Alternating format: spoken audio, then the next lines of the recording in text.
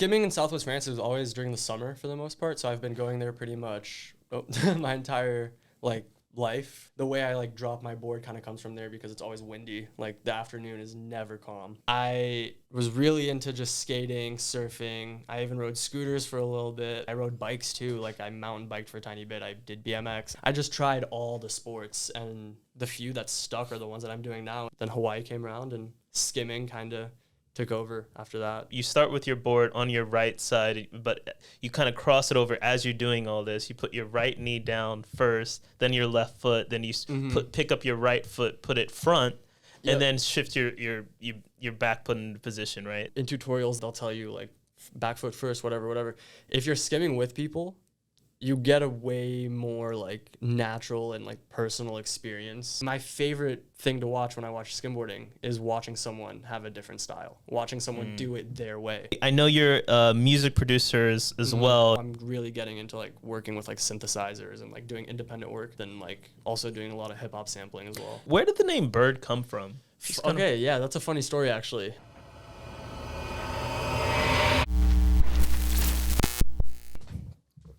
Hey everyone, my name is Trey Lee, and welcome to the Skim Steezy podcast. Today we have a very special guest. So the guest today we have is a French-American skimboarder and a music producer who lives in San Diego. And got to tell you guys that this person is not only those things that I just mentioned, but definitely one of the cool ones.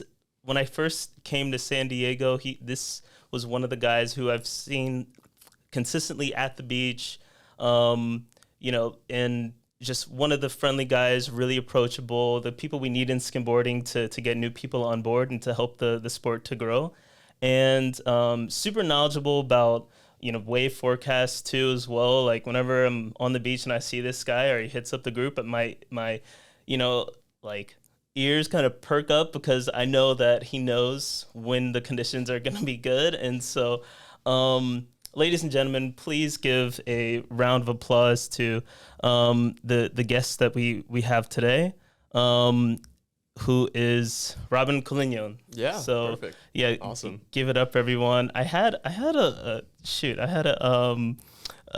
audience clap queued up, but I hit ambience by mistake, whatever. No worries. Yeah, that was a great intro, yeah. For sure. Pronounce the last name amazing too. Yeah, I practiced it. I asked Google. yeah. I was worried you might get it wrong, but no, it was awesome. All good, man. Yes. Yeah, all great things. That was amazing to hear. I feel honored to be called those things, but yeah, definitely being at the beach all the time. That was a good point. It's something I've worked on. Like when I moved here 3 years ago, it was my main focus was moving here to be at the beach. That was like all I had in mind was I wanted to come here. Obviously I have school, but my main focus was to go to the beach mainly. Right. So it was just, I spent so much time there for like the first year or so, had a little break a year and a half ago, like just didn't really feel the motivation. But then in the last pretty much few months to a year, I've been just consistently trying to go all the time as much as I can. And this summer's been pretty much every day. So yeah, sick, man. Yeah, I definitely felt the same thing when I moved out here too, because we're both from another land, like the East Coast of the States, and then came over here. And just for me, trying to be more consistent too with the waves, it's a little tricky because I have my hands in a lot of cookie jars, and I'm trying to do a lot of different things. But for like the athletes, which I consider you probably definitely more of an athlete in skimboarding than I am, to be honest, being consistent is super important. As long as you go out, you're an athlete. I mean, you're being athletic. Right, that's true. Yeah, that's what counts. But there's levels to it too, man. Yeah. So I've seen what you can do on the board, and I've seen you compete and your progression, which has been really, really cool. And just getting a little bit into that. So just tell us about the story of you and skimboarding. I was reading in your LinkedIn actually that you were a coach in southwest of France, and I wanted to know a little bit more about that, and what did you teach, and, what kind of tricks and maneuvers and how you got started with that? Yeah, so it was just like a little thing with a surf shop that I had down there. I'm pretty good friends with most of the people that worked at a local shop. It was called Soon Line Surf Shop. Shout out to them. It was super fun. It's just like I would get people from like who would go to their shop. I would meet people who would be interested in skimboarding because I was always hanging out there skating, and then people would see me at the beach. And naturally, I just got some kids like rounded up. People wanted to know how to skim, stuff like that. So I just would teach people how to throw down the board. It was nothing like too insane. Like Timmy's doing something really, really cool up in Laguna right now, and they've been doing the skim school up there for a really long time, and it's nothing as like official and big as that, but it was just really nice to get people to learn kind of how to skim and show them the different types of boards that we have too, because everyone's mainly on a wooden board and they've never seen these like carbon like boards that are like big, look like surfboards. You can do these crazy tricks on them, and so it was just nice to get more like people on boards down there. And every time I go back down to Southwest France now, way more skimboarders down there. So I'm not taking credit for it, but it's really cool to see that since I've started skimboarding, it's just evolved so much down there. And we have contests now going on pretty much right now too, pretty much in the same area. So it's really cool to see. Yeah. And we have a bunch of French riders down there that are super cool. So yeah, and Spain has some really cool riders too. Yeah, totally. So that whole area is just awesome. It's one of my favorites. Yeah, I don't know if you've been following the Euro Skim Tour, but this year they have stops in Portugal, France, and in Spain. I think the next one is Spain, and then after that is France, and then the first one was in Portugal. But yeah, I mean, it's really cool to see how the skimboard scene is growing out there, and I'm just curious, like growing up and being over there. I don't know how long you lived over there versus in the States, so maybe you could talk a little bit about that. But what kind of, French or European skimboarders like influence you that? So skimming in Southwest France was always during the summer for the most part. So I've been going there pretty much my entire like life, but only during the summer since I was a kid. And I picked up skimming in Hawaii technically for like actual skimming, what I consider actual, like what I do now in skimming in Hawaii. But I got my first wood board when I was in Florida. So Southwest France was always like the place I went to after like I kind of found those places, and it was where I spent the most time with the waves, the most time like getting my experience, and the way I like drop my board kind of comes from there because it's always windy. Like the afternoon is never calm. There's always way too much wind, so you can't really regular drop. So a lot of the European skimboarders are going to be monkey crawlers, so that's really cool. I know Juan Lu, he's really good at monkey crawling, and he's from Spain. Right. There's a guy from Dog Flute who goes skim on Instagram. He pretty much drops the same way. He gets the knee on there too a little bit. So really cool. This goes back to the chat we were having in the Discord, and I pulled up some clips of those guys that we can get into a little bit later. But definitely like Hugo, Juan Lu, a lot of those guys, even Weber. The conditions of the ocean definitely affect their style of dropping, 100%. Where it's windy or where the waves break further out, it's almost out of necessity you have to monkey drop, or monkey crawl as it were. So it's really cool, and definitely interested in getting in some of those styles as well. So tell us about the move from France to America. So you were born in France? No, actually, so it's kind of a longer story. I was all over the place growing up. So I was born in Miami. So technically, I'm a Florida skimmer. Okay. I'm not going to claim to be a Florida skimmer because I'm not. But I was born in Miami. I stayed there for a few months. Don't remember any of it. I was way too young. But that's where I'm from. And then me and my family moved to Washington, D.C. for a little bit. And then after that, we moved to France for a few years. And I only lived in France for about, I think it was 3 years, something like that. It wasn't too long, and it wasn't even in the Southwest. It was in Paris. It was in the suburbs of Paris. But that's when we kind of started going down to the Southwest, and like that's when I had my first like experiences down there during the summer. But after we were in, let's back on. After I lived in the suburbs around Paris, I moved to the Middle East. So that was one of the like the weirder. Wow, interesting. That was really interesting. There was nothing like skimming down there. I didn't really get to experience much like a lot of sand, beach or like surf down there, but the culture and like school and everything was amazing. It was one of the coolest things I've ever experienced in my life, and I really want to go back just to like experience it again, just to travel one day. But after the Middle East, it was interesting. I went to Canada. So I went from one of the warmest places, one of the hottest places in the entire world, to one of the coldest places in the entire world. Yeah. It was one of the weirdest like transitions ever. I had a really hard time like integrating in Canada. It was really tough for me at school. I moved schools once or twice, found a nice school that was whatever, and then I went down to Wisconsin, and that's where I stayed until I graduated high school. So from 6th grade all the way through 12th grade, I was in Wisconsin. And then all those years, I was really, really focused on skimming anytime I would go on vacation. So that's when I really like got my mind on it. I had competed in one contest in Florida with a friend in like 7th grade, I think it was. It was the old, what was it called? It was the old Naples Pier like skim contest. Oh, okay. Like it was from like it was the old Naples surf shop back in the day. And I did a contest there with my like little Zap skimboard that I have hung up on my wall now that I only used for like one season because I only needed it for that contest. But yeah, that was my first experience with competing, and I think that's when it really kind of like kicked in that I could kind of focus on it if I wanted to. And then high school came around, college kind of became an idea, and then I was like, okay, I can kind of decide where I want to go now. I have a choice on like where I want to be. So California was the easy option. I'd been to Laguna twice for spring break, skimmed my first year in Laguna. I skimmed with like Blair Conklin, Austin Keene, Johnny Weber, a bunch of like those pros on like my first session ever at West Street. Caught 0 waves. I was just in the lineup. I was like super short. Everyone's there with their boards. Like it was before Blair ever even announced with Exile the Blair Cuda.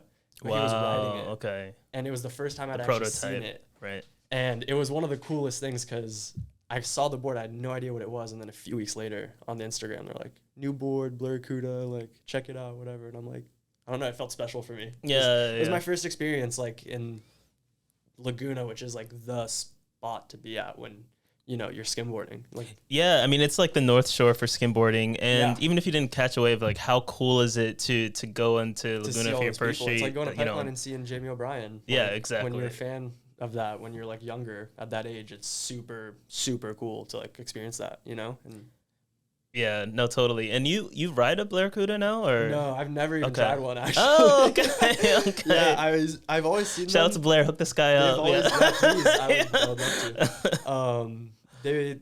They've always looked really interesting. I've always liked the fishtail shapes. Right. The Blair Cuda and the Weber Pro shape that Victoria has.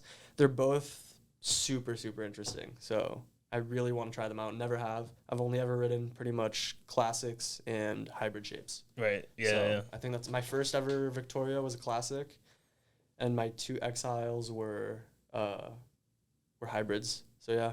That's all I've ever ridden. But it's weird because with how I've like evolved with my style, you would expect kind of more either like a Weber shape or something that could kind of like plane out far and just be more steezy with. But I've definitely been looking into it. Okay. Which is nice. Yeah, man. So tell us, you kind of touched on a little bit about your experience with competing within the Naples event and everything like that. So tell us a little bit about that, starting out on your first step, but then, maybe, graduating to boards that better suit your style, and then competing more in, different kinds of events. I know you've been in Premier a lot. Yep. I'm not sure how many like UST or like Skim USA events. And I'm glad you're asking because I have a lot of like goals, I guess, that I want to achieve in the next like few years, I guess, or next year, couple months, whatever comes next, My first experience competing at that first contest, I was like 12, 13, not even. I was super, super young. I don't remember like too much of it, but I just remember that I was with my friend and we had to leave early because he didn't make it into the next round. but I did. And I wasn't salty about it at all because I didn't understand the aspect of like the value of that, you know, at all. But now that I look back on it, it's just like I probably could have actually scored pretty well. You know, I was getting good scores against everyone else. And now that I look back on it, I wish I'd finished that contest and actually gotten placed. But I like to say that I won it, even though I didn't. Right, That's what I tell people. That's a good friendship, you know. Yeah. I mean, yeah. But so yeah, we left. We got lunch. I was happy. We skimmed later, anyways. It was whatever. But I got more competitive when I came here. Pretty much, I didn't skim any contests really. In between that time, there was no contests in France that I was around for because none of the contests really happened in the months that I was there. I was there between like usually mid-June to like mid-August, but everything's kind of like late August, September time. That's when the waves are good. I would always get the best sessions in August in France. That's always when it sets up the best, in my opinion.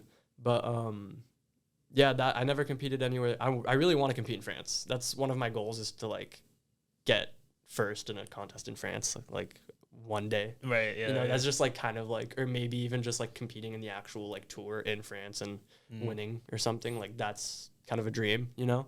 But my goals for now, I definitely want to compete more in the Premier contest. Like I want to keep going down that like road with Premier in the amateur section. And then when I start getting more consistent like scores in the amateur sections and some wins and stuff like that, I want to kind of gradually go up towards the pro and stuff. And when I start getting in there, then I want to maybe start looking at the UST and like I'm doing the Vic, the amateurs. In a few weeks. See you in a couple weeks. So that's gonna be fun. That's gonna be a real like test, I feel like, because the Premier Skim, it was the first like full kind of season that we had. And so the turnout was really cool, but it was the same riders every time pretty much. So I got used to like knowing kind of how everyone was skimming or whatever.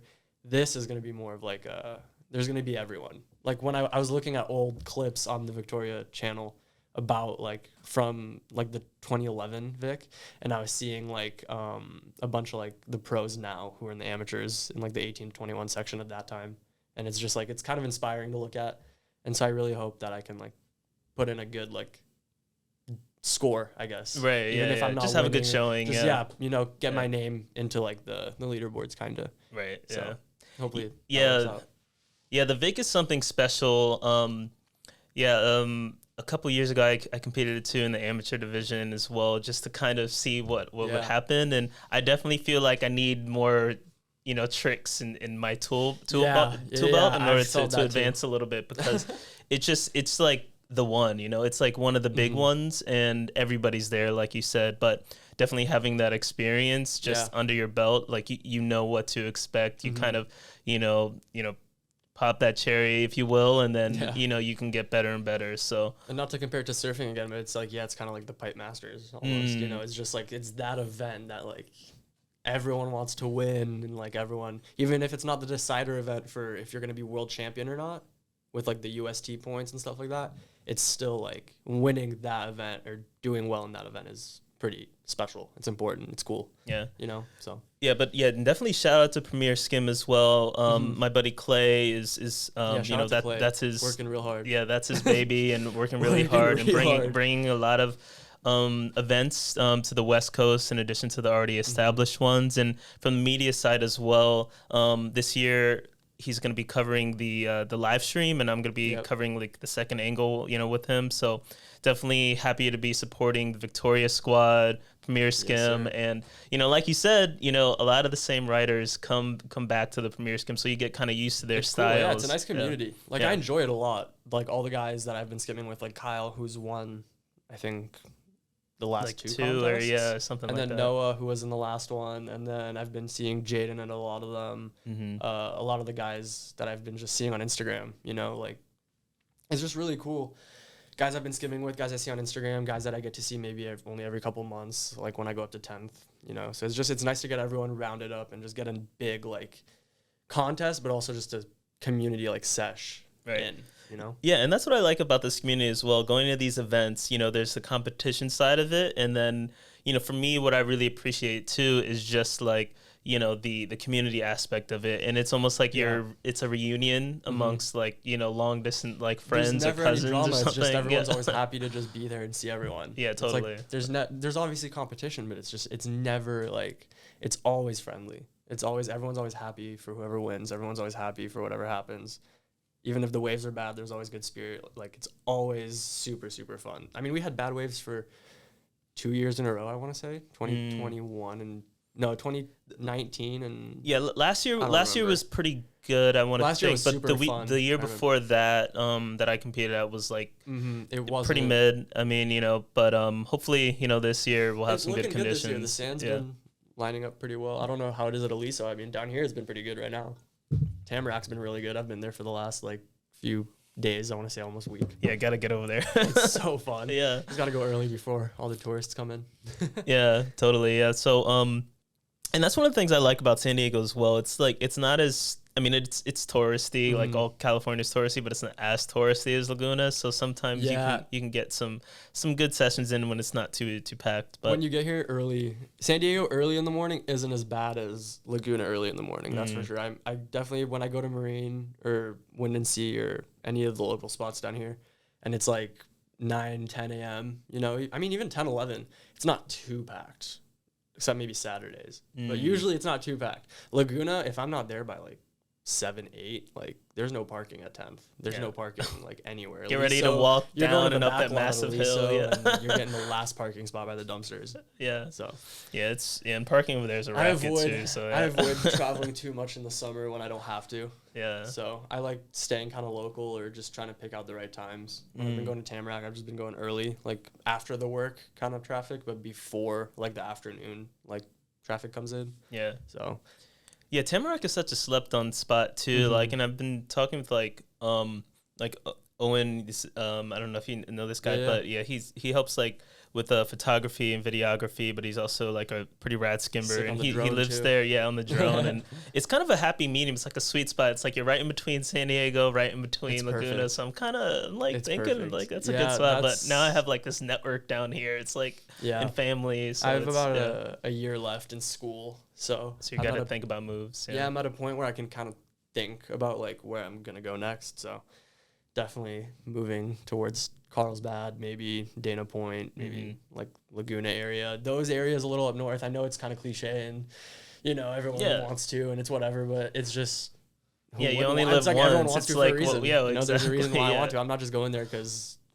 there's a reason why I want to be there. There's good waves. Like, makes sense. I'll go to Brazil. I'll go to Sinunga. Like, And if there's a good job there, I'll take it. Yeah, I mean, and holla at your boy if you're wanting to come down this year, because I'm taking leave from work for the next like 3 months and just like going from Central America, South America. Gonna definitely hit up Mexico again. Yeah, Brazil, I want to hit up Mexico for sure. I just like. And like you said, people want to be around these spots for a reason, and you often find the best riders grow up around the best waves. And so, if you definitely want to see your progression just accelerate, and I imagine just even, just being closer to some of the coaches over there too, you can get, more reps in. That's what it's all about. Even when you just look, it's not too comparable, but I mean, when you look at like Lucas Fink's Instagram, and he's like on like the main beach, like in Rio, just skimming.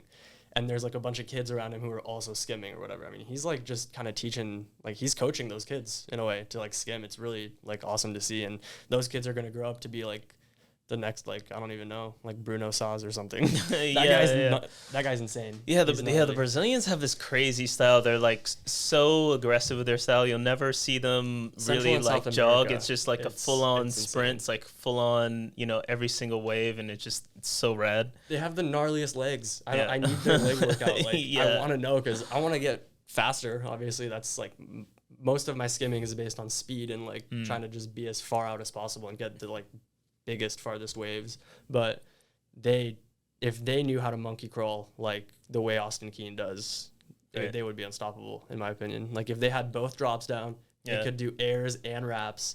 I mean, that's kind of what Yahir and like Gerardo do in a way. They have both. They're really good all-around skimmers, and I feel like that's why they're pretty much like the top two, especially at the moment. I can't really... Top 3 skimmers, none of them are American. If you're like, none of them are like... When you really think about it, for me right now, it's mainly Mexico and Brazil. Right. I'm trying to think of the UST standings right now because Yeah, the I don't want to standings- be the I don't want to be standings- incorrect about that. The standings, I'm not exactly sure what they stand at right now. I know it's probably a little different, but talking strictly on opinion, right now I have Yahir number 1 Yeah. at the moment. No, I'm pretty sure. Yeah. He probably is just number 1 in general. Yeah. That's not surprising. Then I probably have, I would say Gerardo second. It's just, I didn't expect him to be able to skim Florida waves like the way he did, on top of also being able to skim like gnarly, like mainland Mexico, like walls, you know? It's just insane. Yeah, and this is why I wanted to look it up as well, and the screen should be sharing as well. But yeah, I mean, right now, I mean, we have in the men's division, in first, Yair Valencia, 2,656 points. Dane Cameron, so we do have an American there. Yeah, that's why I wanted to hold my breath, because I was like, I don't want to leave anybody hanging. I have some nice things to say about Dane. Yeah. So definitefully hold on to that. Yeah, and then Lucas Fink in third, and then we got all these rad guys: Timmy Gamboa, Chad Wordsworth, Zach Henderson, and then like Leo, Bruno. Bruno, Brian, Elion. Like, there's so many good people. That being said, points don't always determine who's the best, you know. No, for sure. It's opinion too. I mean, based on style. style and you know, I mean, I don't follow everyone on Instagram either. I haven't seen everyone, so there's probably a rider out there who like I haven't seen who skims and will blow my mind and become my new favorite. I mean, Timmy's been on it recently. Yeah, he's I'm not gonna rad. lie. Timmy's been like inspiring me a lot recently with how I want to skim. He's like the way all of us like switch maneuvers and like all the little shove it like things he's been doing just on little waves. It gets me to go out even when it's not good, because I know I'm just gonna like be able to work on my tech and try to like kind of mimic in a way those tricks. Yeah, I mean, there's a reason why I was like taking lessons with Timmy, and I need to get, you know, back into that groove. But in my opinion, he is the steeziest rider in my book, and it's just like, you know, it's so cool, you know, watching his story and, you know, how he came back from the injury and now he's just like killing it. And it's one. I was gonna say, because no one talks about that. Right, his injury and his hiatus and everything. I feel like it was like a fever dream when I think about it. He tried to do some like gnarly kickflip trick, right? And he like busted his knee. Yeah, or, well, like his shin or something. If I'm remembering correctly, and you know, everyone in the chat is gonna correct me, but I mean, I think he was doing like a flip trick. I'm not exactly sure which one. I think it was a varial. It was a varial. And he said like before this incident he would do this almost every single week. Yeah. And then this time the rotation wasn't there, and then it just like sliced in his like knee or something like that. Tore some stuff. I'm not sure whether it was ACL or one of the other areas around there, but he was out for like a couple of years, I want to say, almost. Yeah. If it's something like that. And so I don't remember exactly. Yeah. I wasn't out here at the time, so it was like I wasn't as focused in on those things. But I haven't heard about it in so long. Like it was Well, it's probably one of those things too that, you know, people don't really want to rehash too. But it is cool though, to your point, to see somebody make a comeback like that. Yeah, his and to be ranked too, like so highly in the top, 5, and he's in 4th position right now. He always gets everyone's respect, even if he doesn't win. It's like when you watch him skim, you have some sort of like understanding that he's on a different level. Right. You know, like even if his tricks don't go down with the most points or whatever, he's taking it to a different level. It's cool. Dane's got I don't want to say a similar style, but he's one of the steeziest guys too on like that side of things, because he can just 3-shove, like looking just straight up 3-shove, looks effortless, wraps, barrels, looks like he's just doing it in his sleep. Yeah, totally. It looks so cool. It's just like they're on a whole other level, like they're playing a video game with their bodies. Exactly. And, it's so interesting watching those riders, and to me, like Steez, style with these, but it means that you've reached the level of expertise that it's almost beyond that. It's now you're just like playing around, and it's an art. Yeah, it's an art, and when you're watching them too, it's almost like you're on the edge of your seat, because it's not predictable. You don't really know if they're gonna do like a shove backside, front side, you know, a 3 shove, you know, 5 shoves, even just like going out the back every now and then just for fun for you know, a flip or something. Yeah. You know, and Timmy loves going like body varials and stuff like that too. So it's so crazy what these guys are doing, man. But yeah, going back to you though, like you mentioned a little bit about like comparing like the Vic to Pipeline, and I know you mentioned briefly in your story about like skating and surfing. So just maybe sticking on surfing for a bit. I've seen you kind of like go out there at Tammy a couple times, like you'll bring your surfboard with you. So tell us a little bit about that and like the order in which things happen. Like did you it sounded like you maybe skated first, then surf, then skim, or is it a different mix of in that? It's always been like a big mix of everything. I've always been just into like I don't know if I would call it just action sports, you know, because at the end of the day that's what it is. It's just action sports because I was really into just skating, surfing. I even rode scooters for a little bit when I feel like a lot of people had that kind of phase.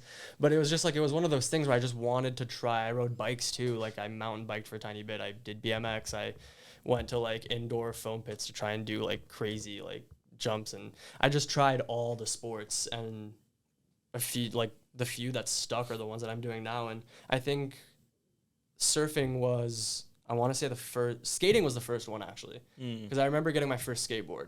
It wasn't like as big of an impact on like how I'm skating now as like I want to say it is. But I remember this guy when I was living in France, I was like 7 years old, and he was throwing away this like old this pink Powell board. I remember exactly which one it is. I forget the name of it though. I found it on Google one time and I wanted to buy it. It was on like eBay, but it was like this pink Powell board, and it was like an old 90s like curb stomper like bowl board. It was really, really cool. And one of these guys? Super similar. It wasn't exactly any of those though. Okay. But it was super similar to like one of those top ones, and it had like all the like it had like the grind pads on the tail and like the like things in the middle for it was super, super sick. Yeah. And the guy was gonna throw it away. He gave it to me. I rode it for like a few days. Okay, it's sick, yeah. But so skating was technically the first, but then surfing was the first one I actually got consistently into. So when I started going to the Southwest, I took surf lessons for the first, I want to say 3 years that I was there. So every summer for 3 years, for like a span of 2 weeks, I was doing surf lessons. By the time the third year came around, it was the same guy who was doing the lessons, and he was like, "You don't need to be here anymore. Like, just rent a board. You graduated already. Just go surf. Like, you know, like unless you want private lessons, I can't do much more than teach you how to stand up and like paddle into the waves." And so I started getting my own boards, like renting boards at the surf shop that I ended up hanging out at all the time. And I just would surf all the time. Then Hawaii came around, and skimming kind of took over after that. After I went to Hawaii. So okay, was that just a trip, or was that like? Yeah, so I went to Hawaii the first year, and that's when I went to Kanapali. And with what's going on right now, I don't know if you saw what's going on. Yeah, I don't follow it as much as skimboarding, but yeah. Yeah. Why don't you tell me and the audience? Yeah. What's happening? In Maui right now, it's parts of it are actually on fire. There's been a bunch of like fires. With the climate. You're right. Okay. And so it started this morning, and Kanapali is like one of those areas that's being affected. That's right next to Lahaina, which is the main spot that got affected. And that's why I learned how to skim. Like that's why I pretty much like got inspired to skim and I know Bo Johnston. He moved over there from San Diego. Shout out to Bo. Yeah, met him here. His family's from there. Texted him this morning, so they're all doing good. Yeah. So hopefully stays that way and everything gets sorted out. But that beach, I went back last Christmas, and I saw it, and it was really cool to just see it again, because that's when I got my first Victoria board there. And I met Jesse James, one of the local guys who used to skim there. He taught me pretty much exactly like how to look at the wave, how to read it, how to skim it, how to do whatever. He was one of those guys who scurfed too, like in the lineup. Oh, so yeah. Shout out to Kelly. He does that too. Yeah, if you see me out like with Kelly, we're like, I'm always trying to paddle out on my skimboard, and while he's doing board transfers, it's always so fun. So I'm always trying to surf on my board and on like my foamy too. It's always fun. Yeah, there was also those bodyboarders out there who used to like just launch themselves off the shore break, which was really yeah. Shout out to Jin. Yeah, he's Jin done that. He always does he's one of that. those Yeah, guys, and but Colton. Yeah, that community in Maui is really, really cool. I know Ian, Uncle Vern.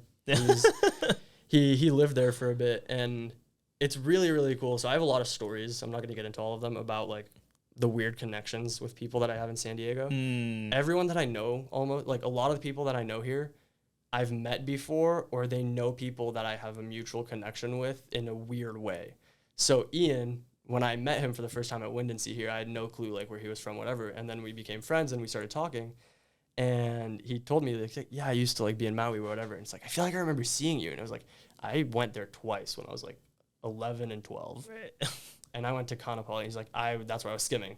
And I was like, did you know a guy named like Jesse James? And he's like, yeah, Jesse James, like, he's and so we had for sure skimmed at that time. But you just didn't know each other. We did not know each other. I was 11 years old living in Wisconsin, or living in Canada at the time. So it was one of the like weirdest things like that. And it's just like with my girlfriend, there's similar stories and stuff like that, and with a bunch of friends here. So this city's definitely weird with that for me.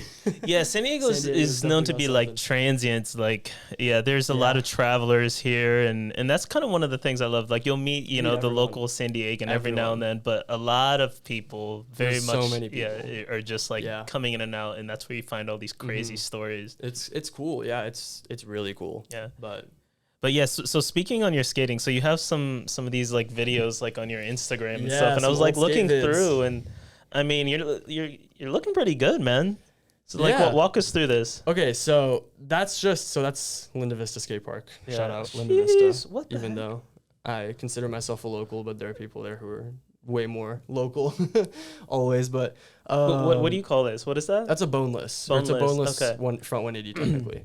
That's so sick. And I think I saw another one that was pretty. Yeah, this one's I call it a boneless front big spin, which is technically what it is, in my opinion, I think. That was so nice. I was like, I had to like watch it so many times. Like, what is happening here? Yeah, you like those boneless ones. Yeah, bonelesses are my favorite. It's the first trick I pretty much ever learned. Like before ollies, before anything, I was watching like Mike Vallely back in the day doing hand plants and stuff, and I thought that was the coolest thing ever when I first started. And then I got more into like the street skating aspect of everything. So were you more street or did you do vert anything? Now I'm more like I like street skating, but I just like going fast and like flowing. Right, like bombing and flowing. Not even that's why I like surf skate, because like I just like to flow and pump and stuff. But around the skate park, just like going as fast as I can, just doing little ollies, like tail scrapes everywhere. It's just, I don't know. That's what I have fun doing. Yeah, and I was trying to find some surfing ones too, but I only have one surfing video right there. From, okay, there we go. Yeah, this is from Blacks. So I used to surf there pretty much like every other day. The first year when I moved here, I had a bunch of friends who I used to go with, and it looks way cooler than it was. It was like a 1 foot day. Yeah, but it was so fun. Yeah, it was looks so glassy. This looks like breaking so perfect.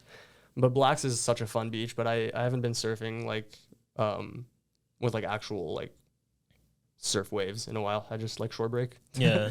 I'm just a shore break. Like I'm addicted to shore break, if I'm being honest. Yeah, that's what I like too, because like I started like, you know, learning surf a little bit, but then every time I'm at the beach, I'm just like, I just want to skim. Like the adrenaline rush you get, the amount of like reps you get, like, and you're just like right there and you get to see all your homies back on the shore. It's just like you can't beat it. The rush is so fun. And for me, it's just like skimming's the one I just kind of like the most and that I'm into the most and that I can do the most consistently and whatever.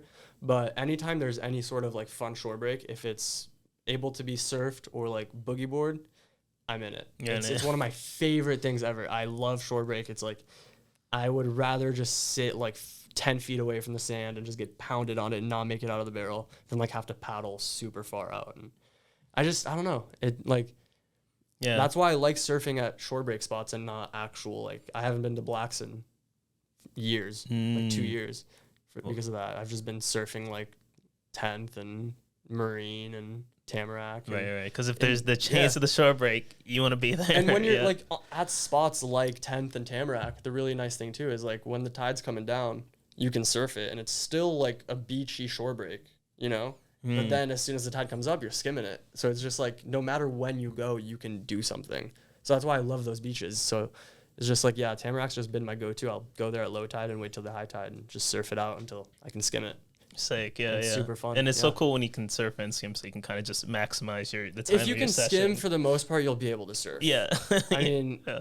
the other way around, I don't think so. But if you can skim, you can, because the amount of balance it takes to skim, like just the way you have to be, like it's a sliding disc kind of thing, like just a sliding thing on sand. Finless. And you can just catch onto, you can catch a rail, you can do, it's like your body has to be in such a like balanced position, and you have to know exactly what way to turn, what way to lean, whatever. With surfing, it's like you have those fins first of all. So it's like as long as you're putting pressure on your back foot, you're kind of just in there. It's gonna guide itself in a way. So like it's not gonna guide itself, but yeah, your rail game doesn't have to be on point. It's a different thing. There's no beginner skimboards. Like you can't learn skimboarding like you learn surfing on a wave storm. Like you know, on like a big foam 7-8 footer. Like you can't just learn the whitewash. Sure, you can learn on flat ground, but it's like at some point you're still gonna like mess up your ankles. Like everybody knows what the shinners feel like, and that's why skimming, like there's such a value to it for me, just because like if you see someone skimming, you know they're in it for skimming, because it's like no one's just gonna bust their shins up and like fall on for fun sand and get like a rash for no reason. It's like with surfing, you don't necessarily get that. You just fall into water for the most part. You can pretend to be a surfer really easily. It's hard to pretend to be a skimboarder. Yeah, and that's why for me, like, I really respect skimmers so much, because there's a kind of moxie that we all share, and, you know, just being out there, you know, on your skimboard, like, you know, you just put in the work. Yeah, there's a mutual respect that goes around, because you know what everyone's, like, been through to kind of, like, know what they're, like, to do what they're doing. Yeah. So speaking of skimming, let's kind of, like, get into, you know, your videos, some of the clips that you have, and, I mean, let's just, you know, we can kind of start at the top here, and I don't know if the recent one. Yeah. The nice little beat to it, yeah. That was, I want to say, that was yesterday, 2 days ago at Tamarack. Yeah, so sick. Super recently. I've been practicing my front sides a little more. Yeah, front side is so tricky. Yeah. It's been a struggle ever since I started skimming siders more, because most siders for goofy are front side. You get very rarely backside siders, but I've just been trying to get better, because I know that's what gets good scores, just a combination of everything. So if you can get a good frontside liner and a good backside wrap, that's 2 good scores already. Right. Like you can get in for contests. But that's more of a reason why you should go to Brazil and go to Sananga, because then, you know, you can get that, you know, like backside, you know, cider over there, because it goes like to the left. There's some spots. There's one spot in Laguna I know. I don't want to put it on blast, obviously. Right, yeah. It depends, but it's pretty well known. If you know, you know. It's well known for the people who know. So it's not a secret spot, but it's like when it gets to the point where it can break on a specific rock, it creates a really nice goofy backside like cider. It gets a little sketchy, but it's worth it. Okay. I've never gotten it. I think I know what you're talking about. It looks super worth it. Yeah. So sweet, man. So let's get into some of these. Oh, these that one's sideways. Sideways. Let's go to another one. That's from the contest. Yeah, the recent contest. Yeah, man. Good thing there's audio on that one. Yeah. The audio explains it. Yeah. So, yeah. Let's talk a little bit about that drop too, because so you're like a front knee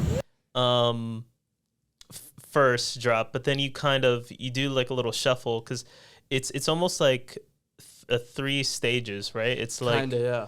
You put your right knee down, and you start with your board on your right side, but you kind of cross it over as you're doing all this. You put your right knee down first, then your left foot, then you pick up your right foot, put it front, and then shift your back foot into position, right? So it's almost like it's not exact. So a lot of people compare it to like having a monkey crawl with like a surf drop. It's not exactly that, because you don't put your knee down if you're doing a surf pop up. Typically, you're just popping right up. Yeah, that's what they're saying on Discord, It's one main push-up. Right, typically. Exactly. Yeah. So I don't like comparing it to that, but if you're a beginner surfer, it's a good comparison to have. It's like having a beginner's surf pop-up mixed with a monkey crawl, because I hold my board on the right side of my body, but I ride with my right foot first. So technically, I should hold it on the left side of my body. Since I hold it on the right side, when I have to monkey crawl, I have to like transfer my weight over to like make sure I'm like on top of the board. And so I can't just put my back foot, front foot first. Like guys like Austin Keene, they can just put the board down in front of them, and then it's front foot or back foot, front foot. Yep. Since the board's behind me, I have to find a way to like get on top, like over it. And so I have to get my right knee right under like my middle pad and right in between like my middle and back pad. And I get my knee down right there. As soon as my knee's on it, I kind of get my back foot. And now to something new and exciting. One last like big push off the sand on the back foot. And then I get the like knee off and I just put my front foot on. Right. Yeah. It makes sense. Yeah. Because if you're a back foot monkey crawler, you basically it's just a one step. You drop it on like the same side as you normally would if you were doing a one step drop. It's a one step drop. If you're doing it the front step, you kind of start on the opposite side. So if you look at like good example, like a guy like Kelly, he drops it kind of the same way. He doesn't do back foot, front foot when he one steps. He goes front foot first. Yeah, he kind of jumps with his front foot and leaps forward. And that's how I do it when I have to like regular drop.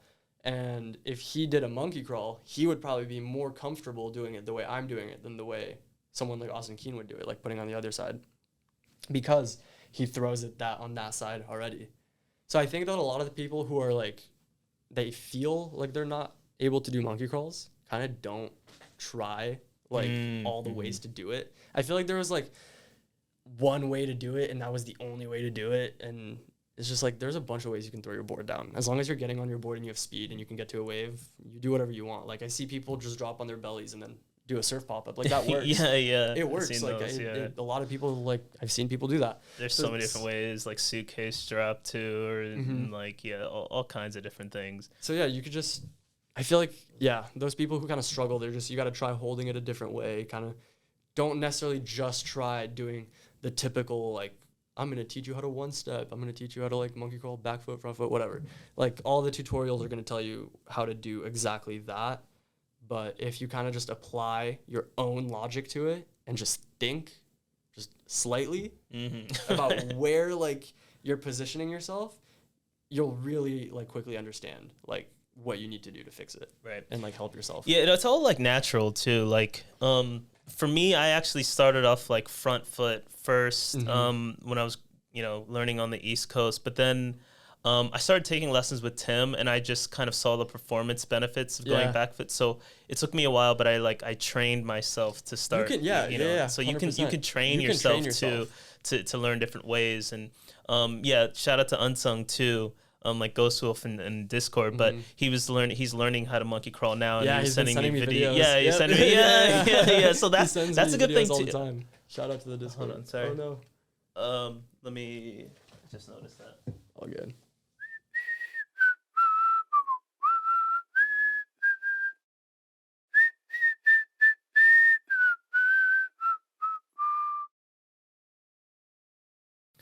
All right, cool. Sorry about that, ladies and gentlemen. So, I mean, there's, we were talking about like, monkey crawlers, I think, just shout out to Unsung again, just like kind of, and I was saying like, if you are learning how to skim, one of the best things you could do is just go to the beach with other people that are even slightly better than you. You could learn so much. And then just even on the Discord, even on our internet communities, people are so active, especially on Discord, they like to get in the nitty gritty of it. You could just send people your clips and get some pointers. So it's a really good way to learn. How I was saying with like in tutorials, they'll tell you like back foot first, whatever. If you're skimming with people, you get a way more like natural and like personal experience with like, I feel like it's a lot better if someone can see you skim and then tell you like, oh, you could do this. You could like throw your board a little closer to like whatever. Like I feel like it's a little better if you can get personal. I'm not a fan of like those they're cool. YouTube tutorials are like awesome, like don't get me wrong. It's hard to like learn if you're going to be told to do it one way and then feel forced to do it one way.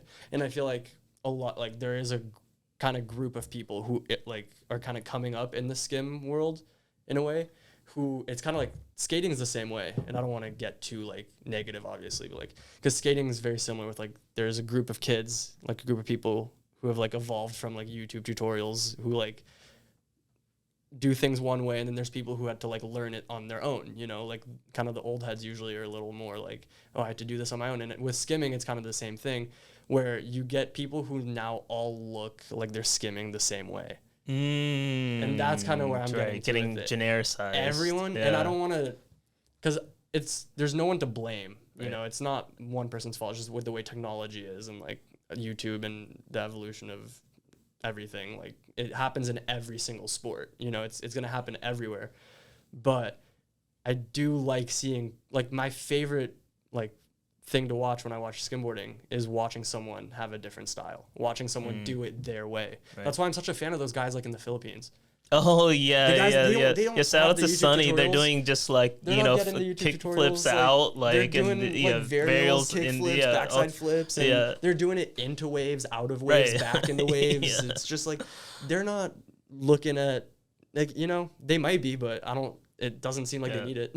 I mean, so it's just like, it's nice to see, like, it's cool to see people have their own way of doing it. It's just, I don't want to see that oversaturation of like everyone doing the same tricks, looking the same, rapping the same way. Like, it's, I don't know. It's going to get boring if that's the case, I think. Yeah, totally. Yeah. And I don't think skimboarder is ever going to get boring. No, I mean, I think it's more of just like, we want to see, you know, people keep innovating, you know, people, you know, not being afraid to show their unique style, even though it's not the correct way to do things. Yeah. Like, it's like, we're at a point where everyone has a platform to show what they can do. And you can just, like, everyone can put out videos, everyone can do. I'm not, like, I really like the very, like, raw kind of side of, like, certain, like skate culture, skim, like, history, whatever. I like that kind of side of it instead of, like, the more polished end of it. So it's, like, obviously, don't get me wrong, I love, like, all the really, like, high-end edits and, like, whatever. It's super cool because it's, like, the quality's awesome. It's amazing. Right. But a really good example, like, when I was talking about Dane, when I said I have nice things to say about him and his group of homies who are doing the slug, they're doing something called like slug AVI, or like, they've changed the name of it a few times, but it's a really raw, like, kind of underground, like, hesh version of skimboarding that like we kind of used to see with like 10th Street Bros back in the day, with like those old videos, but we haven't seen in a while. It's gotten super, super polished recently. Like, skim movies, edits, videos, everything has become very, very like quality. Right. But I really like the, like, just filming random little things, like just having fun with making the homies and just being the realness with, like, a camcorder and just doing whatever. I think that's cool. Yeah. And it's just, you get to put whatever song you want on it. You get to do whatever you want. You don't have to care about like a sponsorship being like annoyed at something or whatever. You just do it. Yeah. You know? It's like, yeah. I think we need, you know, coming from the media side of it, like, I do think we need like all of it. I do like the rawness and stuff like that. But I was talking with Skylar about this because she's one of my mentors, and really good videographer. She was telling me, like, sometimes it's a little difficult from the creative side of it. You know, you pour all this time and energy making this super quality, and like the Alaska trip that you know, that she did with Blair on Skid Kids. The 4-part series or whatever. Yeah, it's that was really cool. I watched Ben Gravy's side and I watched their side, and it was awesome. And but it may not even get as much views as like, you know, like the raw stuff. But that also goes to show you that there's still a market for the raw stuff. So 100%. I think we need both. You always need both. I mean, because sponsors too, at the end of the day, we want to attract those, and different sponsors like different media, and like they want to see their brand reflected in different ways. But for sure, just so that's a whole other conversation. But just going back to you, and I definitely just want to hit on some of the intersections that you have, and I know you're music producers as well. You're an artist, and so I want to play your latest track that I was really digging. It's it's kind of like a summer banger. It's really like trip style, and so let me go ahead and play a little bit of this. I hear it. So shout out to Sonny, actually, who's the guy who's singing. He's the vocalist. And then I mainly did the production and all the audio. mixing, engineering, all that in the background. Sick. So let's just run a little bit.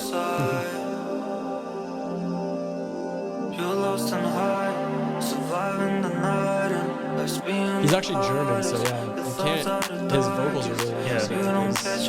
He's a very good English tone in the way he sings. Yeah, and I thought this was you for a second because it does Really? sound similar to to you, but yeah, that was Red Eyes by Sonny, and you go by Bvrd. Yeah, so I'm the Bvrd side is the production. That's me, and then that's Sonny. He's doing the vocals, and then a lot of the stuff that I have up online right now, it's stuff that I've made in the past few years. It's stuff that I've been putting out. I'm I don't want to say I'm going a complete different direction now, but I'm kind of straying away, similar to with the skimming stuff, kind of straying away from that kind of mainstream sound, because it's just you get to a point where you're not necessarily just doing it for yourself. You're kind of just doing it because it's what people want to hear in a way. It's oh, okay, this summer this style is popular and this artist made this song that sounds like this. So you kind of have to replicate it because that's how you get views. And I kind of got into that mindset for a bit, and I lost interest in wanting to make music. And then I came back, made this song because I really liked his vocals, and it got me back into the whole mixing and working with audio and creating sounds and actually engineering sounds.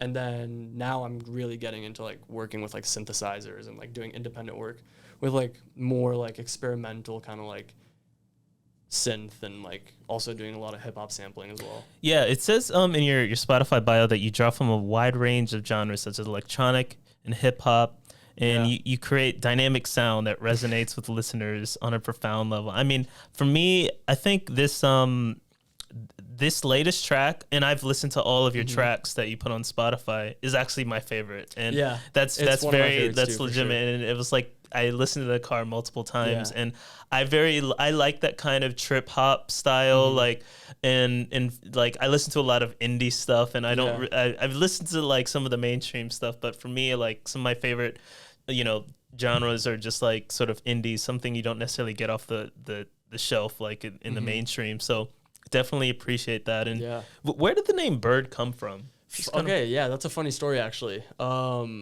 So, also a funny story. The bio on my Spotify, ChatGPT. Shout out ChatGPT. Oh, yeah, dude. I use ChatGPT a lot of the copy on the Instagram captions. Things. So I'll put my little tweak on it. It's I'll be do this for me. And then I'll be okay, now I'm going to make it a little bit. Because sometimes it's not that great. So you just have to tweak it yourself. But it gets a good idea started for a lot of things. Yeah. But the name Bvrd, it was me and my friend Will. Shout out Will. Will knows who he is.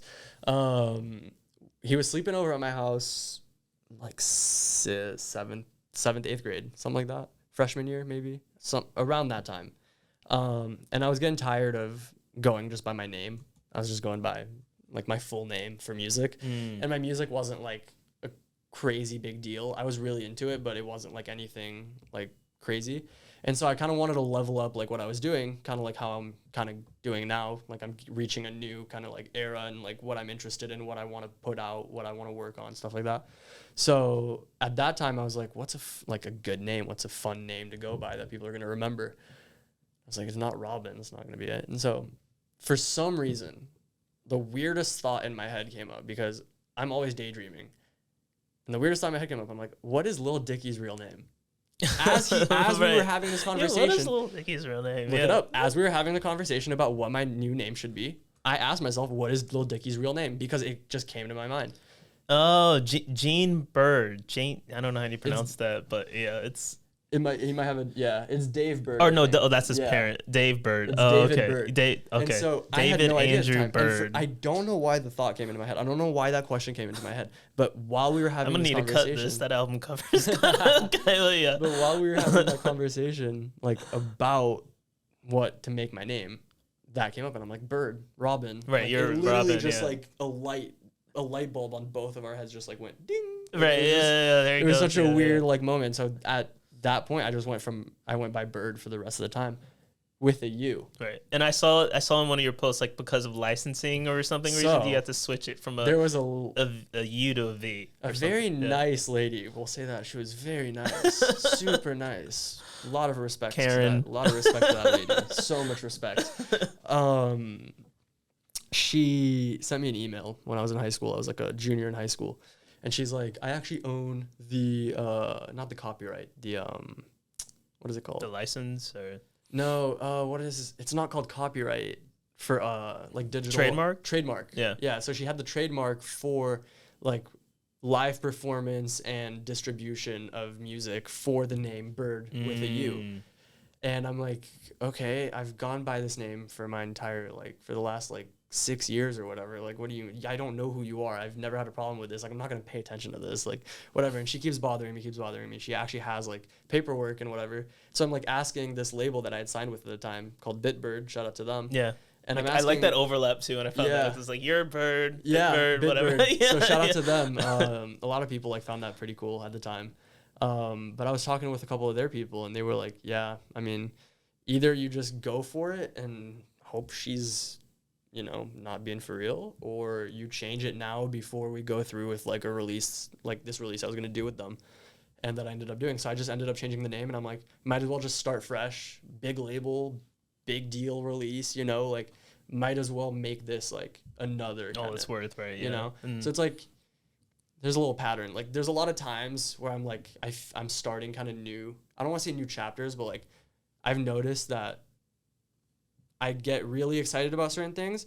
It goes kind of up, and then I go back down for a little bit, and then I get to a point where I'm like, okay, I need to start doing something else. I need to level up a little bit. So every couple of years with music, every couple of years with skimming, with everything, there's a moment where I kind of have that moment where I'm trying to bring it up a level. Yeah, that's kind of like me too, on all this media stuff, that I just have a lot of different interests, and sometimes you just kind of have to poke around to see what resonates with you the best, and then eventually, and I think I've kind of found sort of my space, at least in the skimboarding world, but you kind of stick with something, and you kind of have that feeling of okay, this is where I'm supposed to be, and it may change in the future, but at least for right now it feels good, and I think that that's totally okay. Exactly. And it's when you start to feel a little lost, it's kind of the moment where you kind of want to take it to that next level almost. That's when I feel I want to change something, I want to do something, is when I'm I don't feel interested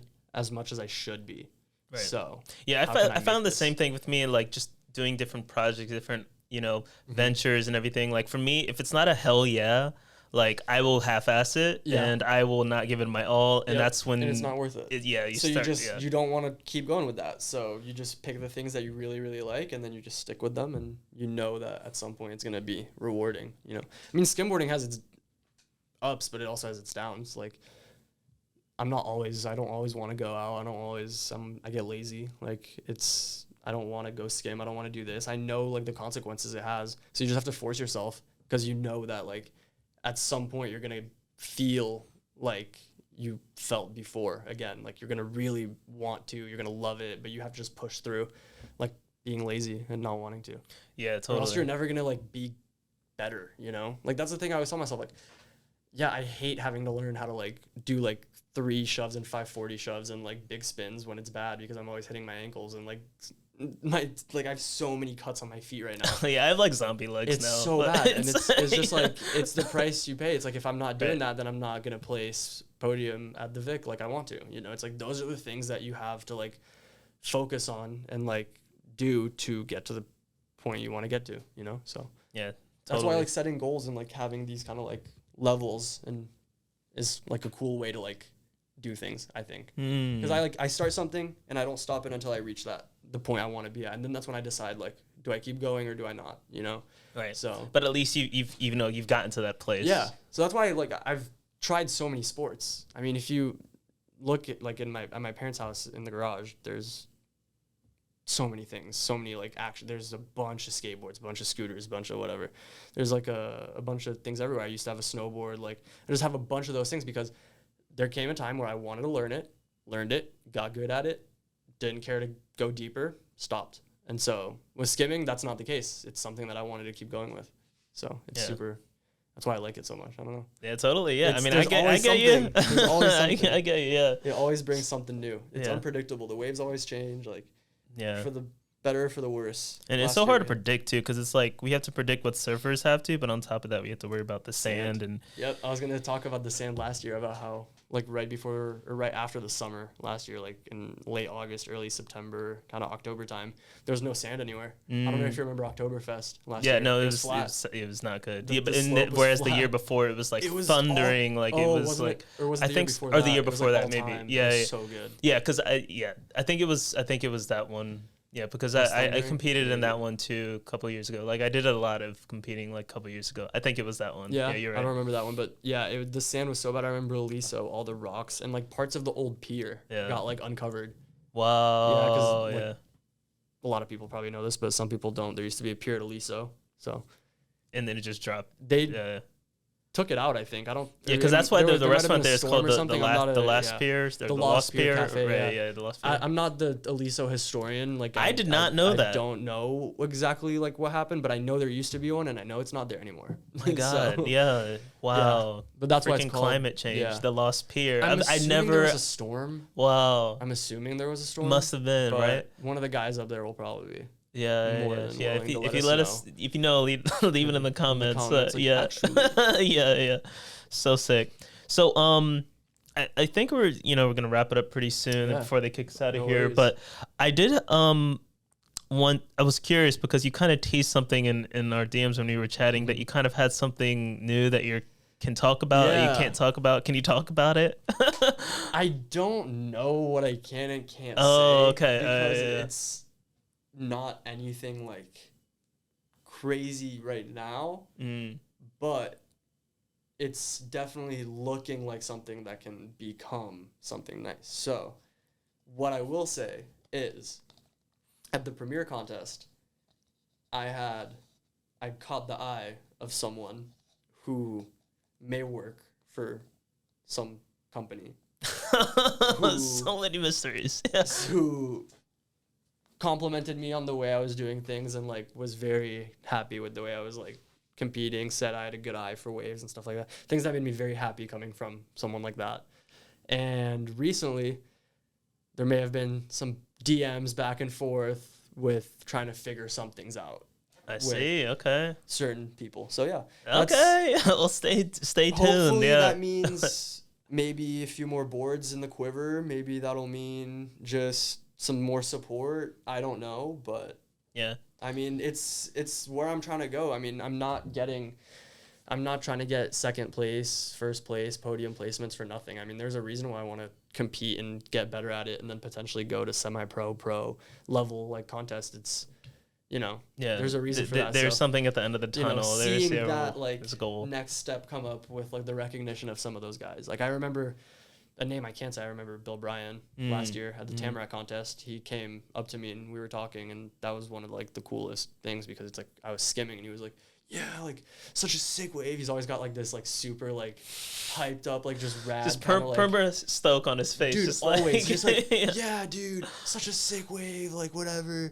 And then I went to 10th not too long ago, saw Gio, complete opposite. He's just like, yeah, dude, like just more mellowed out. Yeah, version, it's just so funny. Yeah. But like being able to like talk to those guys and getting compliments from them about how I'm skimming and getting them to like kind of teach me and coach me like is really, really cool. So that's, I feel like kind of now getting to that next step again, like contests and getting like leveling up in that world. So hopefully within the next couple of years, UST, more podiums, Premier, Vic, Oktoberfest, everything, hopefully. Awesome, yeah. And I've had conversations with some of these guys too, just kind of more on the media side of it. But from some of what I know, like you just definitely have to keep pushing. Some of them aren't even like necessarily looking for the best, although that doesn't hurt. But it's really about how you represent yourself, represent the sport.